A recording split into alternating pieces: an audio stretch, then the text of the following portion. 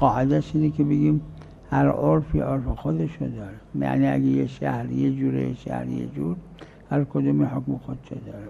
چون فعلیت در ظهور شرطه.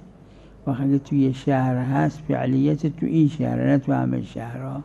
پس همون معدود و موزون و مکیلی که در ربا میگن فقها. در مثال اعراف میفرمایید مثلا یه شهری مثل تهران ممکنه پایین شهر و بالا شهر فرق کنه، مثلا آره. نوع برخورد مردم. اینو یه عرف حساب می‌کنه یا دو عرف؟ نه دو عرف میشه. شهرهای بزرگ چند تا عرف ممکنه داشته باشه.